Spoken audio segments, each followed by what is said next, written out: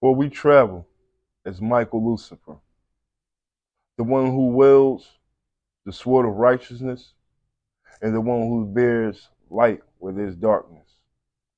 Upon our mission, we are to use the flames of the eternal torch to light the candles of others as well as assist in blowing out the candles of others. We come equipped with the energies Virgo Sun, Pisces Moon, with a lot of Libran placements in the chart, casting a balance and judgment, and also ruled by the frequency of number 8, the planet Saturn. Please do not take of anything which we speak on face value. Do your own research and allow your spirit, your spiritual ranking, to allow you to consume what you can and cannot at this time. Today's topic, or the topic at hand right now, is speaking about how so many are still lost, although practicing religions and reading the books, but not understanding what the books truly are speaking about, what the messages are in its deepest sense in these books. Now, first, we will begin about the people that wrote these books, or the beings that wrote these books, or the energies or the spirits that was dwelling in the people that wrote these books. All of the books, all of the holy books. The beings, men and women, that came together and pinned down this information and put these books, information in the books. These were people of higher stature, higher spirit, higher intelligence. These people were connected to the divine source without a doubt, without a doubt. These people are also part of secret societies, I would say, where only a certain elected are inside of these groups. These people knew the truths. The truths have been passed down for years and years and centuries and centuries. These are the people that comprise these books. It was not the Most High himself that wrote it with a physical hand, but on the other hand, it was. The Most High dwelt in these beings that put these books together, the messages in a physical manifestation manner for us to read and comprehend, understand, and live out. So these were the beings that wrote the book. They knew the secrets and they wanted to share it with mankind for the betterment of mankind. Now, next question or topic, question in the topic is, in what format did these people write these books? Well, as you read the book, you will see, or you will read, that the Most High, which dwells in all of us,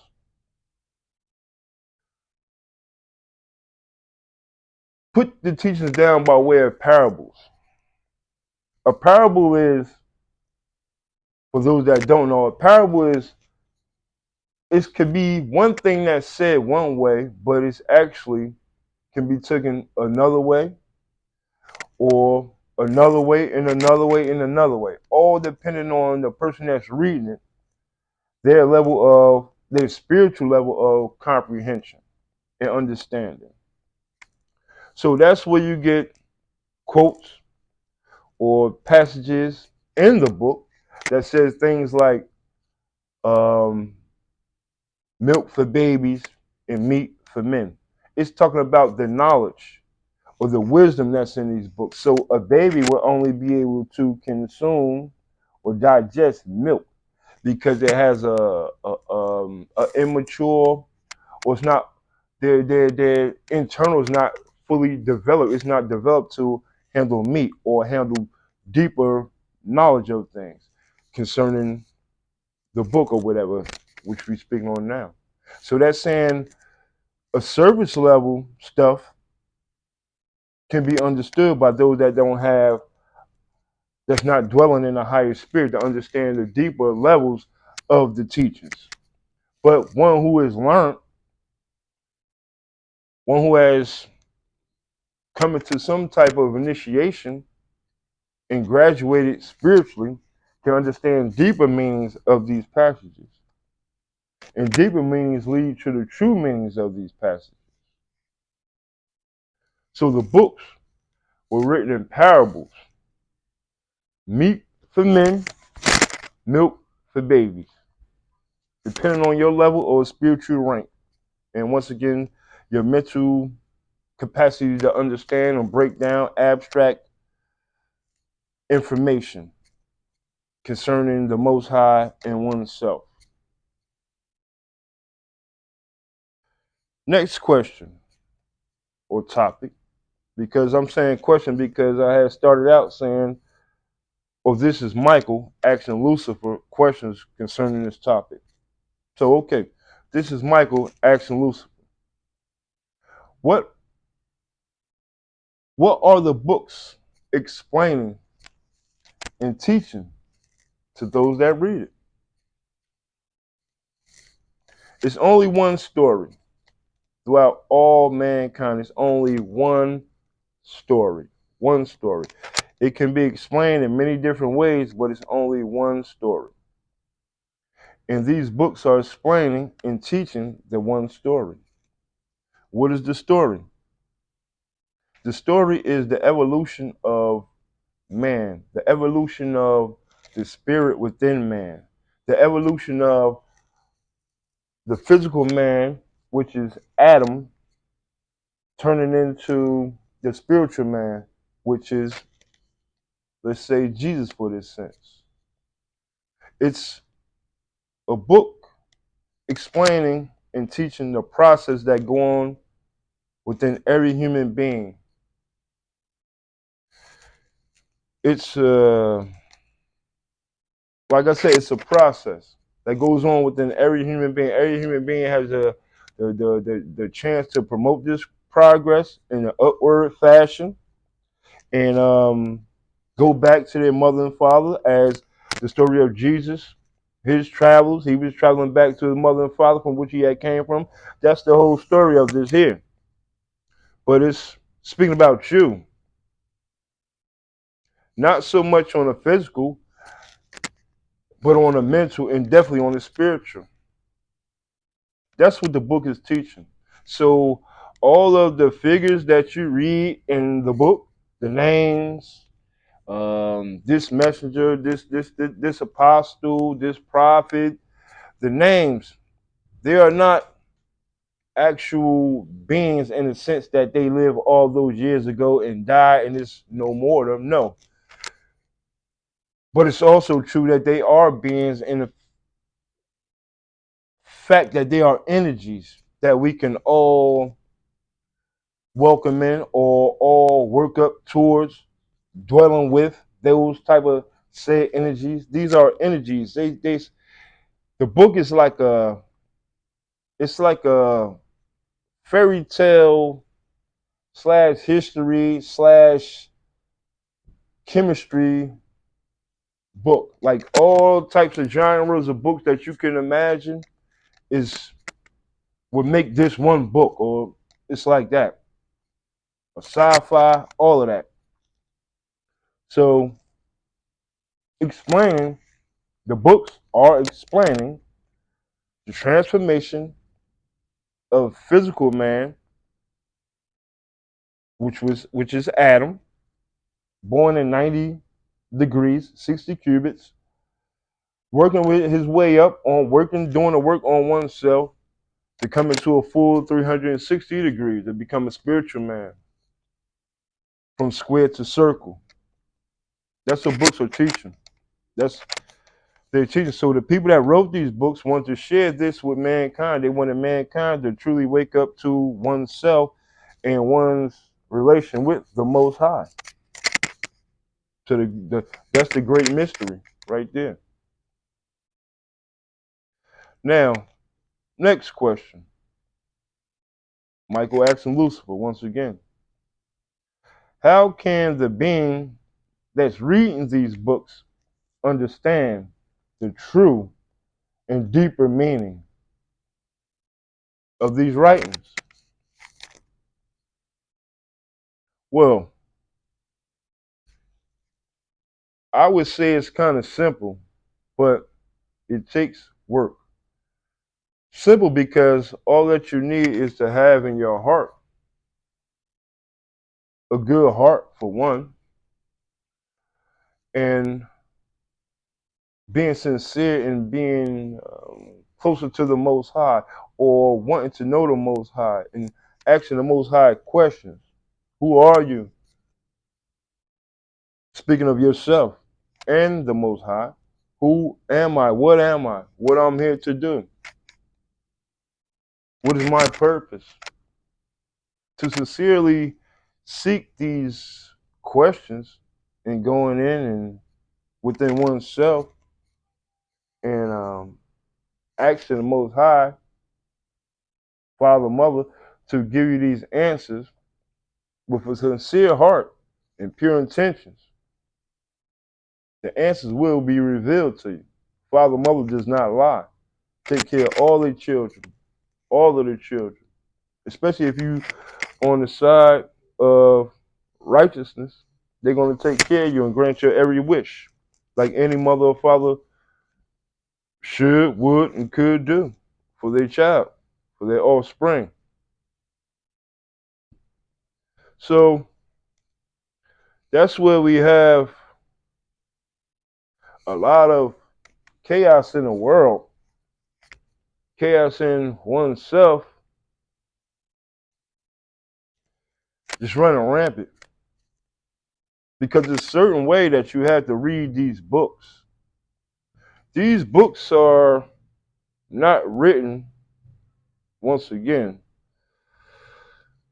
for like logical purposes. Like you can't read these books with like more or less like an all logical mind and get a deeper understanding. These books are spiritual in nature. So you have to read them and understand them or try to understand them. Best that you should understand them from a spiritual point of view, not a mundane physical point of view. Because when you do it like that, like I said, it's meat for men and milk for babies.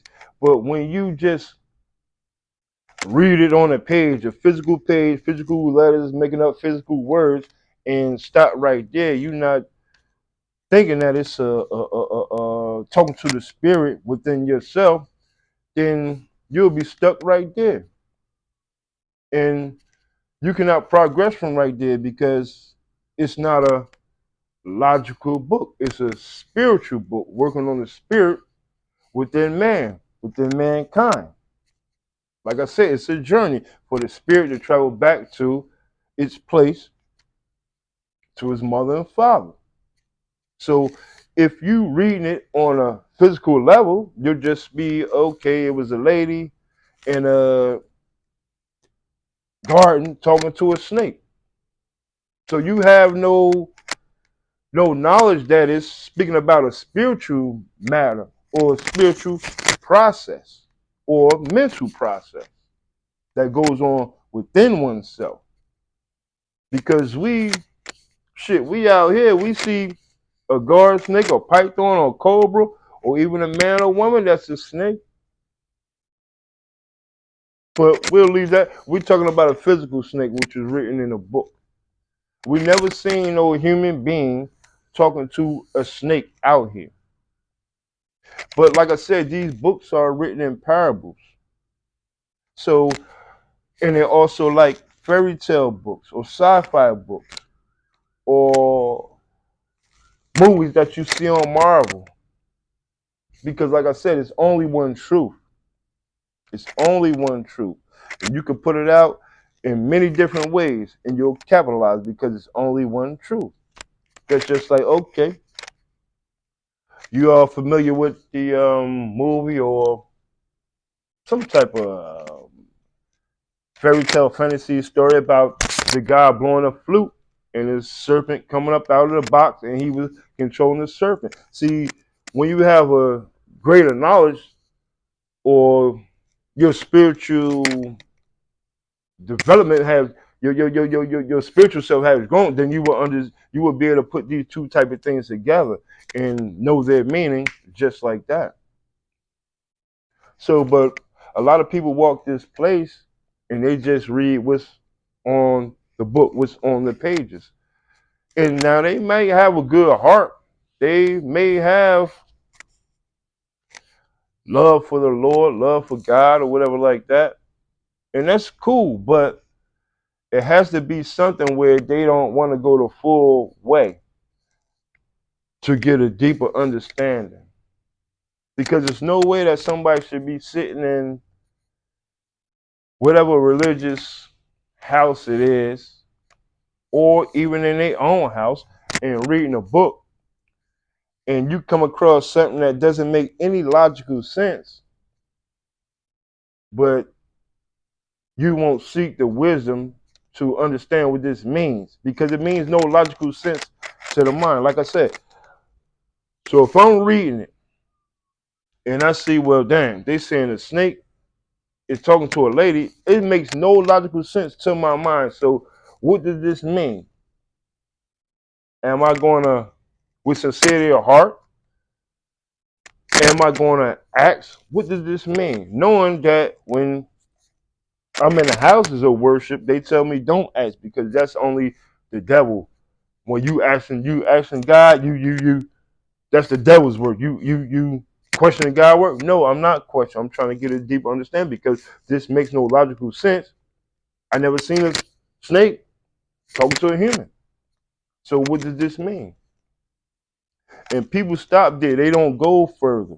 They don't go further and seek out the answers to these questions. They just, I guess, go on to the next verse or next chapter and next page. Like they understood what they read, which they truly didn't understand. So that doesn't make no sense to us how humans um, neglect their spiritual development in that type of way. So the masses are pretty much they lead themselves astray, and the God of this place, Father of this place, told us that in the Bible in Corinthians 2:4. Those that seek to be left in the dark, he will surely lead them in the dark. So by not asking or not understanding something that you read in these books, or not trying to get further insight and understanding, you'll be left in the dark. So you will be one that's still here, still praising something as if it's a human, but in all actuality, it's just the energy. And the energy dwells in you.